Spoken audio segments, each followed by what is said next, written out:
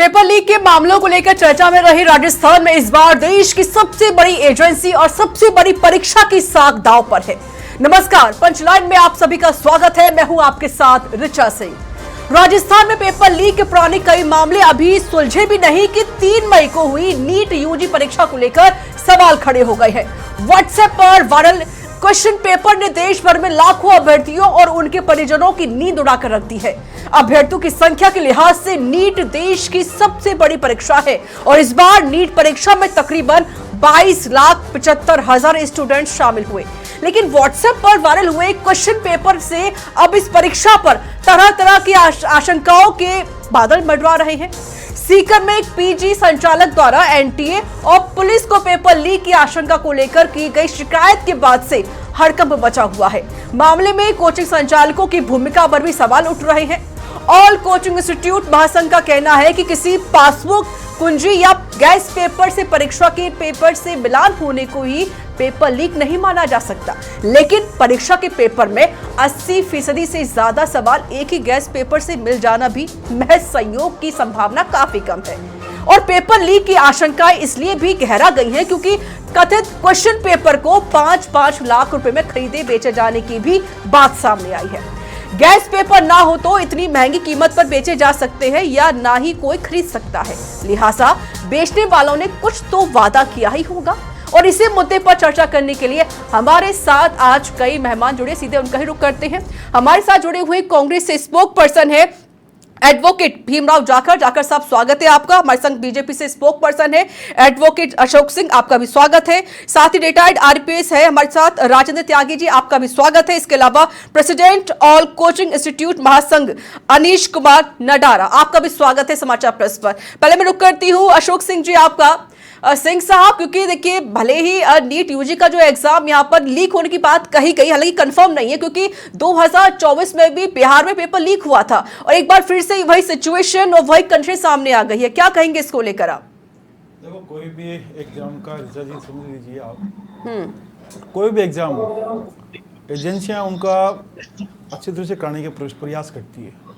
कुछ लोग होते हैं कि जिनको ये लगता है कि हम बिना किसी मेहनत किए, बिना किसी पैसा लेकर के हम उसके अच्छे डॉक्टर भी बन सकते हैं या किसी क्षेत्र में हम नौकरी कर सकते हैं, सरकारी क्षेत्र में। जैसे इस बारे में यदि पेपर का गैस पेपर आया है, बाहर आया है, व्हाट्सएप के माध्यम से आया है, तो एसओजी का सहयोग भी है और जहाँ तक जो जांच एजेंसियाँ हैं केंद्र की, उनका भी पूर्णतः सहयोग रहेगा और जो भी होगा वो आपके सामने आ जाएगा। पेपर लीक हुआ है या गैस पेपर आया है, कुछ सीरीज आई है, वो चीज़ें आ जाएगी। कुछ जो भी जांच एजेंसियां मांगेगी, चीज़ें मांगेगी, इन एजेंसियों से जो एग्जाम कंडक्ट करवाती है वो इन एजेंसियों को देगी। लेकिन सर ऐसी नौबत आती ही क्यों है? 2024 में भी ये सिचुएशन, यही ऐसी पेपर लीक हुआ था और किस तरीके से बच्चे जो परेशान भी हो गए थे और सबसे ज़्यादा बच्चे इसी एग्जाम में बैठते हैं। तकरीबन सोचिए आप कि 22,75,000 बच्चे बैठे। सोचो अगर ये पेपर लीक हो भी गया, अगर ये अब बात सही सच हो जाती है तो दिक्कतें बच्चों के सामने भी खड़ी हो जाएंगी। वो क्या करेंगे अभ्यर्थी जिन्होंने वाकई मेहनत की होगी?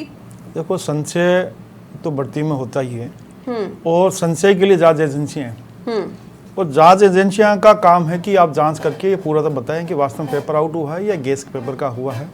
और फिर भी ये 120 क्वेश्चन ये आते हैं, तो बात तो सही है कि कुछ न कुछ तो कैसे आया ये जांच एजेंसियां तय करेगी पेपर का क्या है।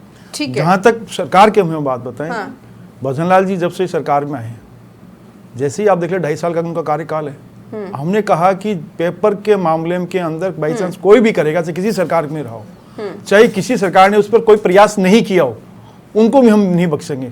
और जिन्होंने किया है वो जेल के अंदर भी गए। ठीक है, बड़े बड़े लोग हैं। भीमराव जाखड़ साहब, क्या कहेंगे आप इसको लेकर? चाहूंगा जी कि अशोक जो नीट का पेपर लीक है उसके अंदर क्या है मैडम, जो जून 2024 में लीक हुआ था, उसके अंदर 2 आरोपी मुख्य थे, संजीव और मुखिया, जिन्होंने 60 करोड़ रुपए में पेपर खरीदने का आरोप लगा था। और बिहार के अंदर झारखंड के नंबर की डस्टर गाड़ी पकड़ी गई थी जिसमें 6 बच्चों के प्रवेश पत्र मिले थे, उन पे कोई कार्रवाई नहीं हुई। फरीदाबाद के एक स्कूल के एक कमरे में एक ही लाइन से 6 बच्चे सेलेक्ट हुए थे, क्या उन पे कार्रवाई हुई? उन पे कार्रवाई नहीं हुई मैडम, आज तक उसका कोई जवाब नहीं आया। दूसरी बात, अब बात करते हैं एनटीए जो एजेंसी ये एग्जाम करवाती है, उसका चेयरमैन बना रखा है प्रदीप शर्मा को, प्रदीप कुमार जोशी नाम। ये प्रदीप कुमार जोशी मैडम वही प्रदीप कुमार जोशी है जो मध्य प्रदेश में व्यापम घोटाला करवाया था, जिसमें 45 लोगों की तो संदिग्ध अवस्था में हत्या हुई थी। क्या उसका आज तक पता चला? उसी प्रदीप कुमार जोशी जो छत्तीसगढ़ जो लोकसभा आयोग है उसका चेयरमैन बनाएगा। तो मैडम ऐसे लोगों को अपने चेयरमैन बनाएंगे तो ऐसे कांड अपने को देखने को मिलेंगे। तो आप कहना क्या चाहते हैं? आप कहना क्या चाहते हैं कि इनकी वजह से ही पेपर ही लीक हुआ है? आपने ये लीक भी साबित कर दिया है क्या सर? मैडम मैं ये कहना चाह रहा हूँ कि जब ऐसी घटना होती है और उनके उच्च पदों पे बैठे हुए लोग जिन पे पहले उनका इतिहास दागदार रहा हो तो उन पे जरूर सवाल उठेंगे। क्यों नहीं उठेंगे? जब प्रदीप कुमार जोशी का इतिहास काला है तो उस पे दाग लगे हुए तो उस पे सवाल पूछे जाएंगे। दूसरी बात मैं पूछना चाहता हूँ मैडम, अभी मेरे मित्र कह रहे थे कि पेपर लीक नहीं हुए, कार्रवाई नहीं हुई। मैडम आप मेरी बात ध्यान से रखना और मैं 10 पेपर बताऊंगा जो लीक हुए। अलवर में एनसीसी का पेपर लीक हुआ था 18 फरवरी 2024 को।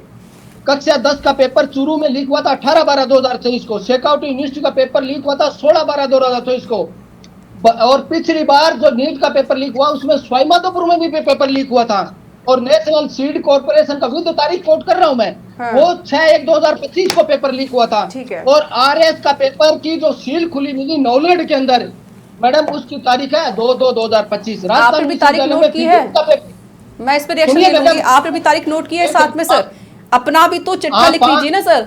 अब बीजेपी की तारीख आप मुझे गिना रहे हैं, अपनी तारीख भी गिना दीजिए एक बार। एक सेकंड मैडम, आप बीच में नहीं सर, अपने आप को भी एड ऑन करिएगा ना इसमें। सरकार तो आपकी भी रही ना राजस्थान में, पेपर लीक आपकी सरकार में भी हुए हैं। अरे तो रुकिए मैडम, उस पे दोबारा सवाल पूछ लेना आप मेरे बोलने तो दोगे क्या? ठीक है बोलिए सर, बोलिए। ठीक है। और जो नीट 2025 में था उस पेपर हुआ था उसके अंदर 106 टेलीग्राम और 16 इंस्टाग्राम संदिग्ध पाए गए थे और उन पे सरकार की और जांच एजेंसी की अभी तक कोई स्पाई पेश नहीं। और राजस्थान विश्वविद्यालय में फिजिक्स का 5/4/2023 को पेपर लीक हुआ। एमडीएस यूनिवर्सिटी में 5/4/2023 को बोटनी का भी पेपर लीक हुआ। मैं आपके चैनल के माध्यम से बीजेपी प्रवक्ता और बीजेपी सरकार से ये पूछना चाहता हूँ कि जो ये 11 पेपर मैंने गिनाए हैं उन 11 पेपरों में कोई कार्रवाई, कोई गिरफ्तारी यदि हुई है तो बताइए। चलिए सर, आपने अपनी तारीख तो इसमें सर एड ऑन नहीं की है सर, ठीक है, लेकिन मैं रिएक्शन ले लेती हूँ, उसके बाद मैं अनीश जी का रुख करूंगी। ठीक है अशोक जी, क्या कहेंगे आप? ये जो पूरी आपने तारीखें गिना दी हैं भाई, इतने पेपर लीक हो गए हैं, हालांकि मैंने पूछा था भाई अपने भी तारीख इसमें एड ऑन कर लीजिएगा, बट उन्होंने नहीं की। आप बताइए। एक सबसे बड़ी समस्या जो हमारी थी, एक मैं बता दूं आपको, थोड़ा सा इन्होंने कहा कि जाखड़ जी ये भूल जाते हैं कि कांग्रेस की सरकार थी, आपके 17 पेपर लीक हुए आरपीएससी और अधीनस्थ चयन बोर्ड के द्वारा। जो जांच एजेंसियां थी उनको जंग लगाने का काम किसने किया? आपके अध्यक्ष जी थे, आज भी वर्तमान में अध्यक्ष जी हैं, वो तो ये कहते थे पेपर आउट ही नहीं हुआ। हमारे वाले विपक्ष जनता ये बिना मतलब का आरोप लगा रही है। भजनलाल जी सरकार ने उनको पीछे फंसाया ना, एक लोगों को फंसाया ना। एक तो पेपर आउट होता है कि किसी जो एजेंसियां करा रही है, जैसे आरपीसी जैसी संस्थान है, वहाँ के अध्यक्ष मिले हुए हों, उसके सदस्य मिले हों, वो एक बात है। उनको भी बीजेपी ने पकड़ा, ये सरकार ने, भजनलाल जी सरकार ने। और एक हो गया कि मार्ग के अंदर कहीं पेपर में या कहाँ जहाँ संस्थान था वहाँ पर लीक हुआ हो पेपर। दो इसमें अंतर समझना पड़ेगा। यदि जो एग्जाम कंडक्ट करवाती है वहीं से यदि पेपर लीक होता तो उस संस्थान के ऊपर सबसे बड़ा धब्बा लगता, वो कांग्रेस के समय लगा, क्योंकि इन लोगों को उस समय इनके पास कंट्रोल नहीं था। दूसरी, रास्ते के अंदर हो और पूरे पेपर में, पहला राजस्थान के अंदर था जो बस के अंदर 24 घंटे बस घूमती है और लोगों को बैठा करके कांग्रेस के समय के अंदर कहा कि आप पेपर है ना रट के मत करो, आप हल कर लीजिए। आप पूरी बस भरी हुई थी, उनको लोगों को पकड़ने का काम किसका? भजनलाल जी ने किया। ऐसा तो नहीं है जहां होगा उसको भजनलाल जी पकड़ेंगे, जीरो टॉलरेंस की नीति कभी सर एसआई भर्ती 2021 का एग्जाम अब रद्द कर दिया गया। मैं बताऊं किया 2021 का किया किसने? मैं फिर से, क्योंकि आप अब दूसरे पर आरोप लगा रहे हैं। आरोप नहीं है, आरोप नहीं है, आप सॉल्व नहीं कर पाएंगे। आरोप नहीं है, इनको करना चाहिए था। आज वो करते हैं तो जो कैंडिडेट उन्होंने भी तो सर तारीखें गिना दी है ना आपके मैं कह रहा हूं जांच एजेंसियां मैं कह रहा हूं जो ठीक है अनीश जी कराती है उनकी बात है। सबसे पहली बात अनीश जी देखिए अब क्योंकि जाहिर सी बात है कि पेपर चाहे कोई भी लीक हो बच्चे परेशान होते हैं। हम पिछले जाकर साहब जाकर साहब आपकी सरकार ने जो किया है वो पूरी दुनिया देख रही है। अगर कांग्रेस पार्टी अच्छा कर रही होती तो ये दिन नहीं देखने को आते। लेकिन सुनिए आप हमें भी बोलने दीजिए, हमें भी कोचिंगों का भी पक्ष रखने दीजिए। हम भुगत भोगिए, हमें पता है हम चिल्ला कर थक गए पिछली सरकार में कि कोई ऐसा मैकेनिज्म लाइए जिससे पेपर लीक रोका जा सके। आपकी सरकार नहीं लाई। कोचिंग नियामक आयोग की फाइल अशोक गहलोत जी के जो मुख्यमंत्री थे उनके मेज से कांग्रेस के नेता लोग उठा ले गए। क्यों लेके गए? क्या कारण था? उनका कोई ना कोई इन्वॉल्व होगा या कोई ना कोई डर होगा उनके अंदर। इसलिए पिछली सरकार में गहलोत जो मुख्यमंत्री थे उनके मेज से वो फाइल वापस चली गई और जब भजनलाल सरकार आई तो उन्होंने मैकेनिज्म डेवलप किया।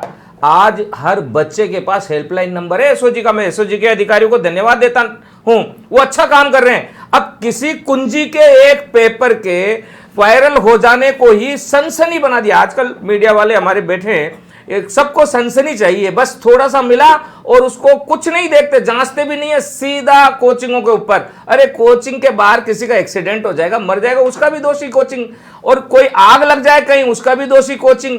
कोई बच्चा घर की परिस्थितियों से आत्महत्या कर ले, उसका भी दोषी कोचिंग। आप लोग हम पर कब तक मरते रहेंगे? साहब आप हम पर इल्जाम लगाने आए हैं क्या? नहीं, हम व्यथित है। हमारी पक्ष को कोई, आप पहली बार हमें बुलाया है, हमारा पक्ष ले रहे हो, लेकिन किसी मीडिया के लोग, अधिकतर लोग क्या वो अपना ही पक्ष छाप देते हैं कोचिंगों के मामले में। कोचिंगों का पक्ष कोई नहीं लेता है। हम ये कह रहे हैं कि जो कुंजी बनाते हैं, मैंने एमए हिंदी किया, मैं केरला से हूं जहां से ये कह रहे हैं कि भाई पेपर आया है, मैंने एमए हिंदी में कुंजी से 7 वीक सीरीज से पास किया है, 7 वीक। तो वो जो कुंजी छांटते हैं वो भी टीचर होते हैं, एक्सपीरियंस होल्डर होते हैं। उन एक्सपीरियंस होल्डर का पढ़ाया हुआ ही तो आता है। जब पढ़ाया हुआ 100% आ सकता है तो उनका छांटा हुआ कुछ परसेंट क्यों नहीं आ सकता? 150 सवाल बिल्कुल सेम होना, ये सर संयोग तो नहीं हो सकता है ना? सोचिए आपके लगभग 600 नंबर तो बच्चों को ऐसे ही मिल गए फिर तो। देखो कभी सर ये संयोग थोड़ा ना हो सकता है कि कभी 10 सवाल हो गए, 20 सवाल हो गए, 50 सवाल हो गए, सर 150 सवाल मिलना से मजाक नहीं होगा सर। संयोग और हकीकत में सिर्फ इतना ही फर्क है कि कभी युवराज 6 बॉल पर 6 6 लगा देता है और वर्षों तक कोई दूसरा खिलाड़ी नहीं लगा सकता। लेकिन हकीकत है ना, 6 बॉल पर 6 6 लगे है ना, हकीकत है ना, ये हकीकत है। ऐसे ही अच्छे टीचर्स हमारे पास हैं, टैलेंटेड लोग हमारे पास है, सालों का पैटर्न देखते हैं। अब तो यही आ गया, आप यही से जज वालो और वो 2 लोगों से जो हमारे टीचर है उनको सामने बिठा दो, हम यही को भी पछाड़ देंगे। हमारे टीचर आईएएस बनाते हैं, आरएएस बनाते हैं, उनको पढ़ाते हैं, उनमें क्वालिटी है, उनमें एबिलिटी है पेपर सेट करने की। कुछ लोग ज्यादा कर पाते, कुछ लोग कम कर पाते, इसलिए तो कोचिंगों में बच्चे आते हैं कि भाई इनके तरफ से हमें मिले। इसमें हुआ क्या है जो हम बता रहे हैं। अब जैसे आप कह रहे हो सहयोग, एक और बात मैं आपको कहना चाहूंगा, क्या ऐसा नहीं हो सकता कि किसी ने, जिसने पेपर बनाना चाहा हो, उसने भी देखा कि यार सबसे अच्छे तो यही है, यहाँ तो फ्रेम पूरा किया हुआ मिल रहा है, और उसने डायरेक्ट वो पासबुक उठाया और उसी में से छाट दिया हो कि यार ये क्वेश्चन आने चाहिए, और वही पासबुक जब टीचर ने भेजा और वही पासबुक जो क्वेश्चन में आया तो हूबहू क्वेश्चन मिल गए। अभी जांच चल रही है, एसओजी ने कोई आरोप नहीं लगाया। हम भजनलाल सरकार के मैकेनिज्म से खुश है कि वो अच्छा काम कर रहे हैं, लेकिन अगर पेपर लीक हुआ है तो उसके विरोध में भी हम खड़े होंगे। ठीक है, राजेंद्र त्यागी जी क्या कहेंगे आप इसको लेकर, क्योंकि पहले भी ऐसे कई मामले सामने भी आ चुके हैं, सिर्फ नीट यूजी के जिक्र नहीं करे, और भी ऐसे एग्जाम हैं जो बार बार लीक भी हुए हैं, या और जिस तरीके से अब जो लगभग सेम क्वेश्चंस मिलते उजलते दिखाई दिए हैं। अब हालांकि एसओजी जांच तो कर रही है, लेकिन आगे किस तरीके से जांच और आगे बढ़नी चाहिए और कैसे इसकी जांच तक होनी चाहिए पूरी? नहीं देखिए, सबसे पहले तो एसओजी की जांच में बिल्कुल क्लियर हो जाएगा। मेरा ये मानना है, जैसा अभी कोचिंग वाले साहब ने कहा कि हो सकता है संयोग है। सबसे बड़ी बात है कि 150 कोई ऐसा वो नहीं है। पूर्व में भी राजस्थान यूनिवर्सिटी में आपने देखा हो, 1 डे सीरीज पासबुक आती थी, ये हमारे टाइम की बात है जब क्लासेस लगती थी, और एक 1 वीक सीरीज, 1 डे सीरीज ये चलती थी। ये बिल्कुल सही कि हो सकता है, और ये जांच में सब कुछ सामने भी आ जाएगा। मगर सबसे बड़ी बात तो यह है कि जो तैयारी कर रहे थे छात्र, यदि उनसे पूछा जाए तो कोई ऐसी बात नहीं है ये एक, और ये भी है कि ये 1 महीने पहले से चल रहा है। 1 महीने पहले से व्हाट्सएप पे चल रहे हैं ये सारे क्वेश्चन। तो ऐसा मेरा तो मानना ये नहीं है, अभी जांच होगी, जांच में एसओजी बिल्कुल क्लियर कर देगी। नहीं, एग्जाम के बाद ये क्यों निकल कर आए, पहले क्यों नहीं निकल कर आए? एग्जाम के बाद बच्चों ने देखा कि यार एक गेस्ट पेपर ज्यादा मिला हुआ है, तो उसको उन्होंने आगे डाल दिया मार्केट में, और निकल कर आए ना, जब दिख रहा है कि जो एग्जाम हो गया और जो पेपर लीक हुआ है, जो व्हाट्सएप पे वायरल हो रहा है, तो वो सेम हो रहे हैं क्वेश्चन उनके, तभी तो बात आगे बढ़ेगी। सबसे ज्यादा क्वेश्चन इस गेस्ट पेपर के आए, बताएं। दूसरे गेस्ट पेपर पास पकों में से भी आए हैं, लेकिन उनमें से कम आए हैं, बस सबसे ज्यादा इसका हो गया साइंस के ज्यादा आए हैं। हाँ, 120 समथिंग, यही कारण है। तो सबसे ज्यादा आ जाना कोई गलत बात नहीं, और ये सूचना भी छात्रों ने दी है। ये एसओजी को सूचना, कोई एसओजी को मतलब अलग तरीके से नहीं लगी है, छात्रों ने संशय प्रकट किया कि ऐसा कुछ हुआ है। जो जानकारी मुझे मिली है, ये सूचना 2 मई को दी गई थी, और उसके बाद 3 मई को एग्जाम था नीट यूजी का, लेकिन उसके बाद फिर से जांच पड़ताल शुरू की गई, तो पूरा ये मामला क्लियर हुआ। हालांकि भी एसओजी जांच कर रही है। अशोक सिंह जी, देखो कि जिस प्रकार से आप कोई भी सही कह रहे हैं कि कोचिंग को, संस्थानों को अपन नहीं ठहरा सकते, लेकिन जांच एजेंसियां वो भी तय करेगी कि कौन सा कोचिंग सेंटर क्या है, जिस पर संशय है, और उस पर वास्तव में संशय भी करना चाहिए। जहाँ से राजेंद्र जी त्यागी जी ने कहा कि यूनिवर्सिटी के पेपर, जाखड़ जी भी कह रहे थे, एक तो होता है ऑब्जेक्टिव टाइप, एक डिस्क्रिप्टिव। और डिस्क्रिप्टिव में 10 क्वेश्चन दे देते हैं, पूरी उसमें किताब आ जाती है, 70% के लगभग पूरी किताब आ जाती है। उस चीज़ का मुझे कहता है कि हमने भी एग्जाम दिए हैं, और डॉक्टर जाखड़नी जी दिए होंगे, और त्यागी जी भी हमसे सीनियर है, उन्होंने भी उस समय आपने दिए होंगे। उसको संशय करना कि साहब इस यूनिवर्सिटी का ये हो गया, अरे भाई आपके समय तो आरपीसी पूरी खत्म हो गई थी, सारा के सारा खत्म कर दिया आपने। जो एसआई वाली भर्ती थी, उस भर्ती के लिए आपके डोटारा जी ने चिल्ला चिल्ला के कहा कि पेपर आउट नहीं हुआ है, और हमने जांच की, बोले कुछ नहीं मिलेगा आपको। और फिर भी सरकार ने प्रयास किए कि भाई जिनका भविष्य हो गया, ट्रेनिंग होगी, जो ट्रेनिंग आपने क्यों कराई उनकी, आप उसी समय जांच करवा देते। अब कोर्ट का वर्डिक्ट आया, हमने उसका सम्मान किया, और सरकार को करना चाहिए, क्योंकि सरकार के पास में दोनों पक्ष होता है कि आपने ट्रेनिंग करा दी, उनको ज्वाइनिंग के लिए करने की बात आ रही थी। अब यदि उनको हटाते हैं तो सर्विस रूल्स भी उसमें आड़े आते हैं। चलो वो तो सर सुप्रीम कोर्ट है, वो तो लेकिन हमने करवाया जाएगा, हर पेपर के लिए दिया है। अब ये जो जाखड़ साहब ने पूरी जो तारीखें गिनाई थी, उसका क्या करेंगे आप लोग? मैं बता रहा हूँ, कहा कि पेपर यहाँ लीक हुए, इस जिले में लीक हुए हैं पेपर। मैं बता रहा हूँ, एक मैंने आपको पहले ही कहा, यदि जहाँ से मान लो कोई यूनिवर्सिटी में एग्जाम करवा रही है, और उन यूनिवर्सिटी से नहीं होकर के गेस्ट पेपर कहीं से बाहर आया, डिस्क्रिप्टिव वाला बात कर रहा हूँ मैं, ऑब्जेक्टिव वाला बात नहीं कर रहा हूँ। ठीक है, उसके आधार पर ये यदि मानस बना जाए और संशय पैदा किया जाए, वो गलत है। और जांच एजेंसियां यदि आप कहो कि यदि सारे के सारे जो आरपीसी और अधिनियम चयन बोर्ड के या किसी विभाग के वाले जो नौकरी करते हैं, उसमें यदि भजनलाल जी अच्छा काम कर रहे हैं, उन लोगों को अंदर डाल रहे हैं, और योग्य लोग आए भर्ती होकर के, तो ये काम आप थोड़ा तो बोलिए, सराहनीय कीजिए ना। आपने तो नहीं किया, भजनलाल जी तो कर रहे हैं ना, तो जरा सा अप्रिशिएट नहीं कर रहे, और किसी को लेकर के कह रहे हैं कि साहब ये इस यूनिवर्सिटी का ये पेपर आउट हो गया, उस यूनिवर्सिटी का आप ये देखे तो शुरू। लेकिन सर कहां से हुआ? चलिए वो आप अपनी यूनिवर्सिटी ने पेपर आउट किया सर, आप तो बताइए। जिक्र कर रहे हैं सर, मैं तो ये सोच रही हूँ, अगर मैं भी एक आम स्टूडेंट हूँ, या मेरी तरह और भी बच्चे अगर होते हैं, सालों साल की मेहनत होती है, आती हूँ जाकर साहब 4 साल 10 साल की मेहनत होती है, उसके बाद ही बच्चे यहाँ पर अब एग्जाम देने के लिए पहुंचते हैं, कोई भी एग्जाम हो, चाहे वो किसी गवर्नमेंट का हो या फिर नीट यूजी का ही क्यों ना हो। सर जब इस तरीके की सिचुएशन आ जाती है कि भैया एग्जाम लीक हो गया या फिर डमी कैंडिडेट आ गया, सोचिए क्या प्रभाव पड़ता है सामने वाले बच्चे के ऊपर। इतनी मेहनत की सब पानी हो गई। सोचिए अगर मान लो कि अगर ये साबित हो जाता है कि पेपर बाकी लीक हुआ है, तो उन 22,75,000 बच्चों का क्या होगा? देखो आपने ये सही कहा, यदि पेपर लीक का पूरा संशय आएगा, तो उस पर जो कार्रवाई की जाएगी वो विधि सम्मत पूरी की जाएगी।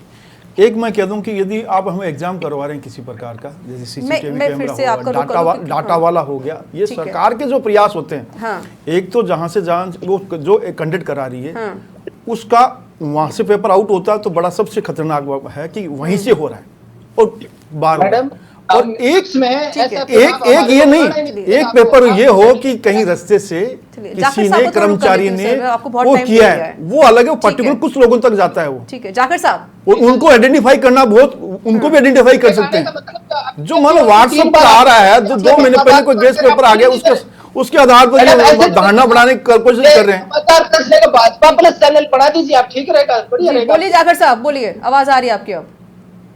आवाज आ रही। मैं इतना कहना चाहता हूँ मैडम, मेरा आपने बीच में रोक दिया, बीजेपी प्रवक्ता को आपने 3 बार बोलने दिया, तो कौन सी डिबेट कराना चाह रहे हैं आप? फिर आप इनको बोलने दीजिए। हम सरकार में तो हम है ना, जाखड़ जी सरकार में तो हम हैं, तो जवाबदेही हमारी बनती है, तो हमें उसका उत्तर दे रहे हैं पड़ेगा ना मुझे। ठीक है अशोक जी रुक जाइए, मुझे जवाब देना पड़ेगा ना जाखड़ साहब, सरकार केंद्र की बनी हुई है, सवाल तो पूछूंगी ना मैं इनसे। बोलिए अब, ठीक है बोलिए, आप आपको समय दे रही हूँ, बोलिए सर। आप नाराज नहीं होते सर, बोलिए, नाराजगी वाली बात नहीं, बोलिए आप। नहीं सर, लग ही रहा है सर आपके फेस से अब नाराज हो रहे हैं। बोलिए जाकर साहब। कह रहा हूँ, हाँ मैं ये कह रहा हूँ कि अशोक जी कह रहे थे आरपीएससी बारे में, तो मैं इतना क्या पूछना चाहता हूँ कि 2023 के विधानसभा चुनाव में आपके अध्यक्ष थे सीपी जोशी, उन्होंने कहा था कि हमारी सरकार आएगी आरपीएससी को भंग करेंगे। तो मैं पूछना चाहता हूँ कि वो उसी बात पे कायम है या भंग से कम है क्या? आपके लोगों को अंदर डाल दिया। अरे रुकिए सर, मतलब काम जिन लोगों को नकल कसने का काम होता है ना, वो तो किया ही ना भजनलाल जी ने। आपने तो कभी नहीं, आप तो होटलों में सरकार चला रहे थे उस समय। यदि होटलों में सरकार नहीं चलाते ना, मैं बताऊं कि आप होटलों में सरकार चला रहे थे नहीं चला रहे थे, ये मुझे बता दीजिए जाखड़ जी। चला रहे थे ना आप में पार्टी में द्वंद था या नहीं था? कांग्रेस बीजेपी के लोगों से, दोनों से मैं हम लोग एक बात पूछना चाहते हैं कि आप कोई चीज को रोक, मेरी थोड़ी सी बात सुन लीजिएगा। आपको कहीं जाना है तो कोई गाड़ी चाहिए कि नहीं चाहिए? बिना गाड़ी के चले जाओगे आप? आपकी सरकार ने तो शिकायत करने के लिए कोई हेल्पलाइन ही नहीं दिया छात्रों को, कोचिंगों को। आज भजनलाल सरकार ने हेल्पलाइन दिया, केशव जी ने एक एक छात्र को हेल्पलाइन नंबर दे दिया, इसलिए शिकायतें आ रही है। कहीं से भी दिक्कत आती है तो शिकायतें आ रही है, शिकायतों पर तुरंत एक्शन लिया जा रहा है। तुरंत एक्शन लिया जाने का मतलब यह नहीं है कि भजनलाल सरकार के लोगों ने पेपर लीक किया। अभी पता चलेगा, तब तक आप शांत रहिए, अभी जांच चल रही है। हमारा कहना है कि अब भजनलाल सरकार के समय में अब क्या हो गया, अगर उत्तर कुंज की कोई फोटो खींचेगा, बाहर भेजेगा तो वाटर मार्क आएगा। सुनिए, उस वाटर मार्क में उस कॉपी को लिखने वाले का पूरा डिटेल आ जाएगा कि किसने बाहर भेजा है। ये मैकेनिज्म भजनलाल सरकार ने तैयार किया है, आपकी सरकार तो देखती नहीं थी। हेल्पलाइन नंबर भी भजनलाल सरकार के टाइम पे दिया। हम सरकार की तारीफ नहीं कर रहे, हम अधिकारियों की बात कर रहे हैं, ब्यूरोक्रेट्स की बात कर रहे हैं। अच्छे ब्यूरोक्रेट्स इस प्रदेश को चला रहे हैं, इसलिए इतने लंबे समय तक पेपर लीक अभी तक तो नहीं हुआ है। और जो हमारा अंदेशा है, कोचिंग संचालकों का जो अंदेशा है, वो भी आप लोग सुन लीजिएगा। इस पेपर लीक की जो जांच चली, इसमें भी जीरो ही निकलेगा। सिर्फ एक पासबुक के कुछ प्रश्न पत्र मिलान से पेपर लीक नहीं माना जाएगा। पेपर लीक अगर है तो उसके खिलाफ सख्त कार्रवाई भजनलाल सरकार करेगी, इसकी आशा है। अगर भजनलाल सरकार नहीं करेगी तो हम भजनलाल सरकार के खिलाफ भी ईंट बजा देंगे, हम लड़ेंगे, हम बेरोजगार युवाओं के हक को। अनीश जी, ये कुछ पेपर लीक, कुछ क्वेश्चन पेपर सेम नहीं हुए हैं। 150 का मतलब समझ रहे हैं आप, 600 नंबर तो ऐसे ही मिल गए, और 5-5 लाख में ये सब पेपर कटे हैं। वो आईआईटी रैंक होल्डर हो, ठीक है, उसका एक्सपीरियंस थोड़ा जाकर साहब कुछ कह रहे हैं, ठीक है। और दलालों में फर्क क्या रह गया? आप भी उसी कैटेगरी हो। मैं आपको अच्छी तरह जानता हूँ रीता मैडम, आप डिबेट कराना पसंद नहीं करते, आपको इस तरह की डिबेट। जाकर साहब कैसी बातें कर रहे हैं आप? आपको तो मैंने रोका ही नहीं है। आपको जाकर साहब पता नहीं क्यों आपको तो शिकायत रहती है मुझसे। जाकर साहब सुनिए मेरी बात, आपके टाइम सर सुनिए मेरी बात। नियामक आयोग पास क्यों नहीं हुआ ये बिल? और आपके टाइम के महासंघ है, सवाल उनसे बनता है, उन्होंने जिस तरीके से जवाब दिया। मैं कह रहा हूँ आप पत्रकार कम, ठीक है, बोलिए, आप बोलिए। आप दलाली कर रही हो, और मैं कह रहा हूँ शब्दों का ख्याल रखिए जाकर साहब, शब्दों का ख्याल रखिए जाकर साहब। मैं बहुत शांत बैठी हूँ सर, मैं बहुत शांत हूँ। ख्याल रखिए शब्दों का ख्याल रखिए अपने जाकर साहब। मैं बहुत शांत और कुछ कह नहीं रही मैं आपसे सर। मैंने आपको बोलने दिया है, मैंने आपको बोलने दिया है। गलत बात है आपकी जाकर साहब, बहुत गलत बात है आपकी। आपको हमेशा शिकायत ही रहती है सर, आपको हमेशा शिकायत ही रहती है। जब मैं कहीं बोल लिया तो बोल क्यों नहीं रहे फिर आप? कौन सी डिबेट करा रही हो? कौन सी डिबेट करा रही हो मैडम? स्पष्ट कोई जवाब सर आपने कुछ बोलना है नहीं, कोई जवाब है नहीं आपके पास। आपको सिर्फ एक इल्जाम लगाना आता है, ये हमेशा से मैंने देखा ही आपको। ठीक है सर, कुछ नहीं हो पाएगा। त्यागी जी, दलाल है मैडम। सर दलाल आप लोग हैं, दलाल आप लोग हैं। शर्म आनी चाहिए आपको, अरे शर्म आनी चाहिए आप जैसे लोगों को। पता नहीं किसी स्ट्रोक पर्सन आप लोग बन जाते हैं, शर्म आनी चाहिए आपको। ठीक है त्यागी जी, सर रहने दिए, जवाब नहीं है आपके पास, आपके पास कोई जवाब नहीं है। अगर आपने ठीक से काम किया होता तो सरकार आपकी होती यहाँ पर, सत्ता पर आप काबिज होते। तमीज और तहजीब से बात कीजिएगा मुझसे, शब्द सभा का बात कीजिए, अपने शब्दों पर ध्यान दीजिएगा। फिर से मैं कह रही हूँ आपसे, मैं फिर से कह रही हूँ, शब्दों पर ध्यान दीजिएगा। जाखड़ साहब द्वारा नहीं बर्दाश्त कर पाऊंगी मैं बर्दाश्त नहीं करूंगी।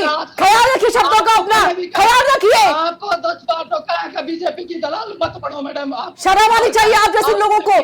अरे सर ठीक है सर, आपसे तो सर कोई जवाब देना आता नहीं है, आपने कोई जवाब देना नहीं है, क्योंकि पेपर लीक आपकी सरकार में हुए हैं। कुछ किया आपने स्टूडेंट के लिए, कुछ किया आपने युवाओं के लिए आज तक क्या?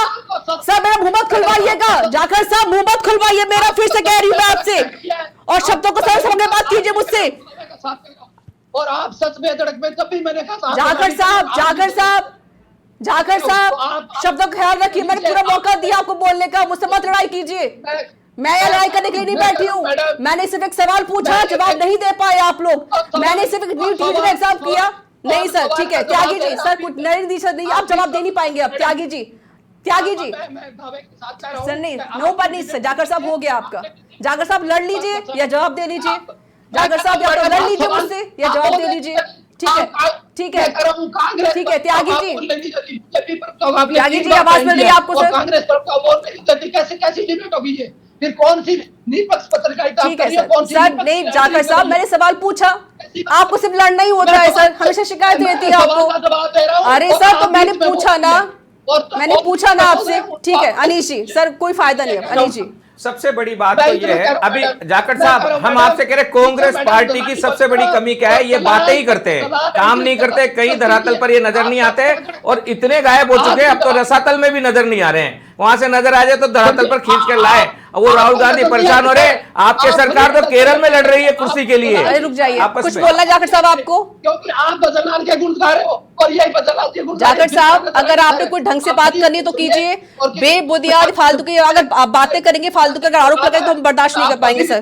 जाखड़ साहब मैं क्लियर बोल रही हूँ, मैं आपसे पूरी बात क्लियर कह रही हूँ। मैडम चलिए ठीक है सर, चलिए सर रहने दीजिए सर, क्योंकि आप जवाब नहीं दे पाएंगे। बहुत बहुत शुक्रिया आप सभी का हमारे साथ जुड़ने के लिए और हमसे बातचीत करने के लिए। फिलहाल पंचलाइन में इतना ही, नमस्कार।